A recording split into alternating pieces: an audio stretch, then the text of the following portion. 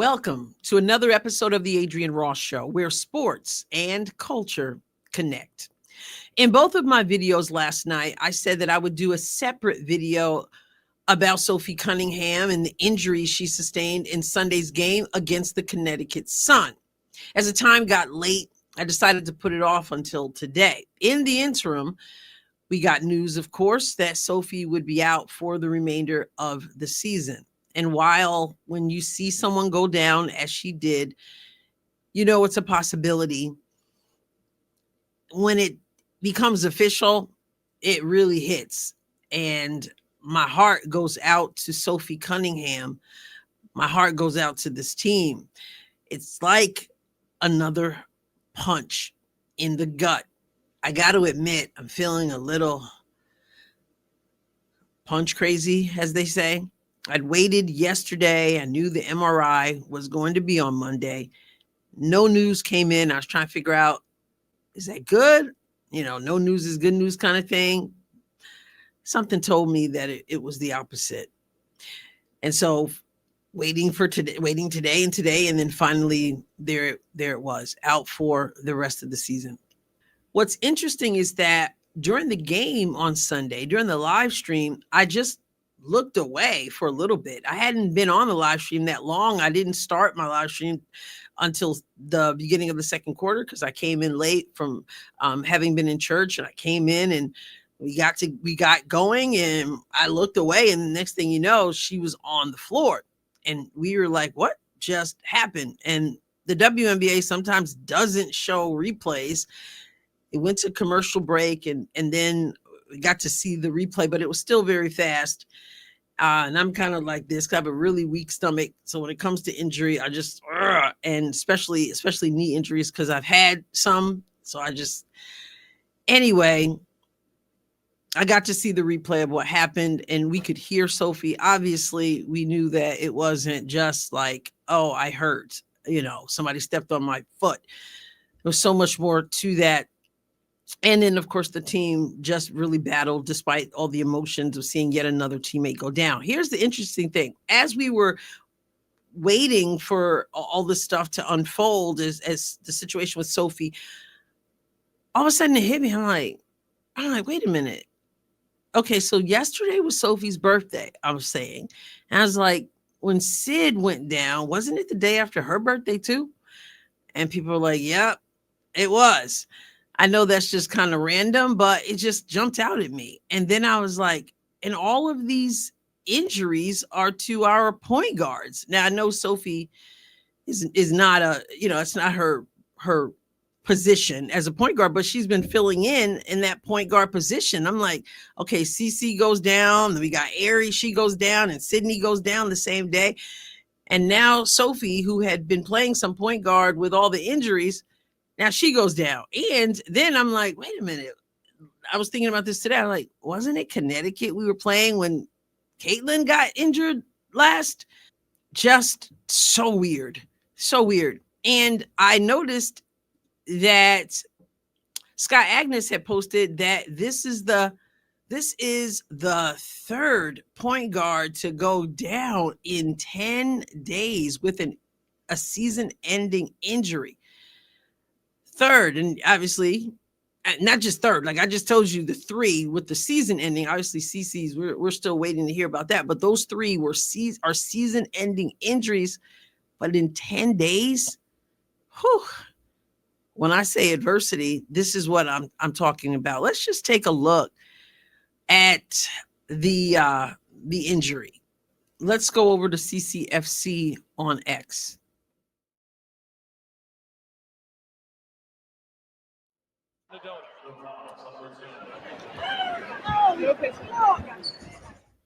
I probably didn't even need to show that again. You've probably seen it so many times.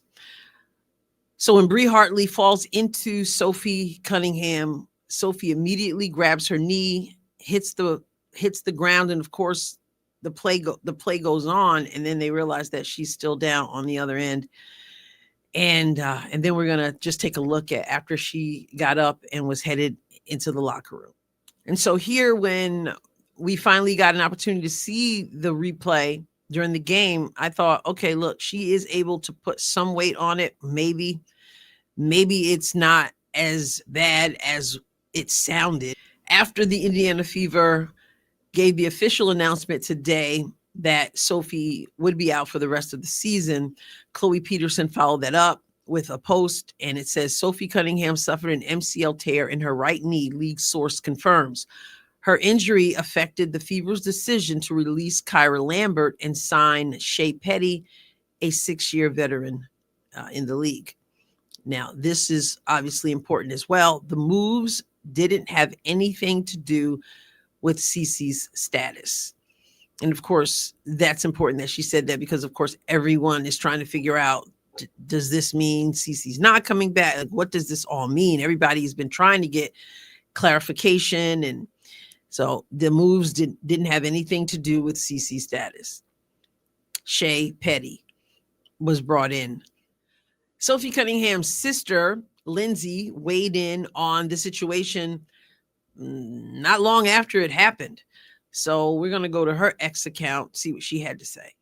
She wrote, WNBA, maybe you should focus less on fining players for commenting on your poor officiating and more about hiring officials that are able to call a consistent game and protect your athletes. Pathetic. Praying for you, Sophie. Playing sports leaves you open to injury. It's an occupational hazard. The WNBA, however, has more than its fair share. Obviously, the Fever, to have as many injuries as this team has had, is ridiculous. And Connecticut seems to really be in the midst of a lot of these conversations, whether we're talking about injuries like Sophie's injury before with the ankle or tooth knocked out, whether you're talking about, I think it was the previous game when she got the elbow. But throughout the league, injuries are a problem. And this league is going to have to decide, do we want to continue to pride ourselves on the physicality? Because you hear it from everyone associated with this league. You hear it from the media covering the league. You hear it from the coaches. You hear it from the players, this whole physicality thing. And they're going to have to decide what they want their identity to be. Because if you want your identity to be about the physicality, it's going to continue to lend itself to the type of play that causes injuries. I want to go back to where Sophie is on the ground, because I said yesterday that I was going to talk a little bit more about Marina Mabry. I pointed out I'm not a Marina Mabry fan, but I got to acknowledge she's a baller, and she really likes to come and ball when she plays Indiana. 27 points yesterday. But there's something that I hadn't noticed, but I see it. I've heard other people talking about it, and I do want to highlight it. So let's go back to X, take a look at where Marina Mabry is when Sophie Cunningham is on the ground and what she's doing. So while Sophie is on the ground in pain, members of the team are making their way over quickly to her. And so they get there. You see Lexi Hall, she's kneeling down here. Others are coming. And you know what players typically do. They take towels and they cover up the player. They cover up their teammates, so to give them that privacy while they're in pain. But here we see number 3 here. This is Marina Mabry. Marina Mabry has the towel. She's right there. You see other Connecticut teams still down here. And there she is now. Marina Mabry was on the bench. You can see that she was during this. Let me show it to you here. During this play, here's Marina Mabry. So she was on the bench, but she gets up and she's right there to help. And then when Aaliyah Boston comes, she hands it off to Aaliyah, And someone else, Hank on X, he posted this exchange between Marina Mabry and Kelsey Mitchell at the end of the game. And he wrote, I missed this after the game, but Marina Mabry, who was off the Sun bench and helping out when Sophie Cunningham went down, stopped to congratulate Kelsey Mitchell post game. That's pretty rad.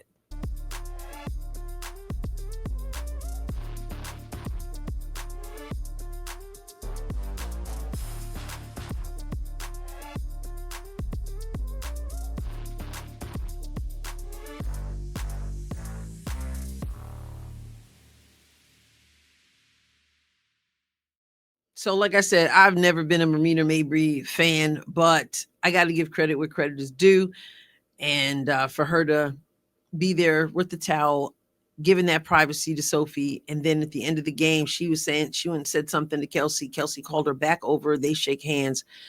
So, like I said, got a shout out. And you saw that she was signing autographs and posing for pictures with Fever fans. And there were a lot of Fever fans in the house because, you know, every game is a home game.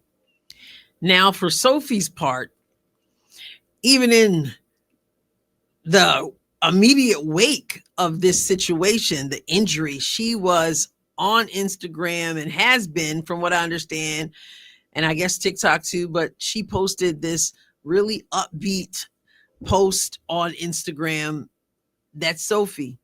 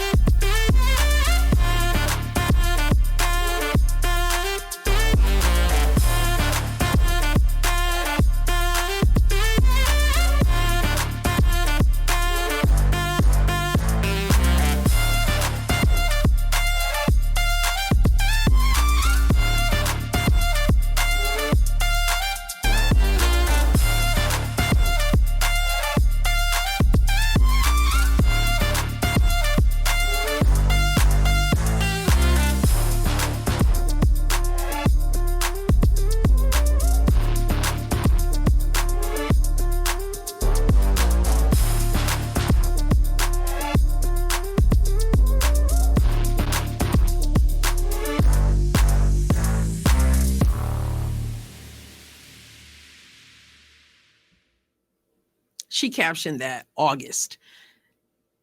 That's Sophie right there. Like, this is not like before the injury. This was after the injury. And she has been posting and just being lighthearted. And that's why I think she's so special to this team. We said it from the beginning when they initially announced that she was coming to the team and throughout, that she brings this energy to the team. Even that last picture there where in some game where she was just kind of playing dead on the court or whatever, but she just brings that. And I'm still saying it in the present tense because she's still very much a part of this team. But that is going to be missed on the floor, that kind of energy to come in and bring that defensive energy, bring that offensive energy, be that enforcer, just very, very vocal.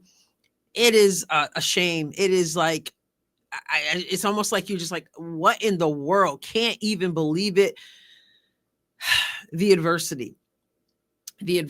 And yet and still, the team said, we're going to persevere. That's what we do. One down, another opportunity for someone else. You've got some huge shoes to fill. But I'm riding with this team. I know I've said it over and over again, and I continue to say the same thing. I'm still believing. I know it's wild, but I'm wired that way. I'll catch you next time, God willing. God bless you abundant.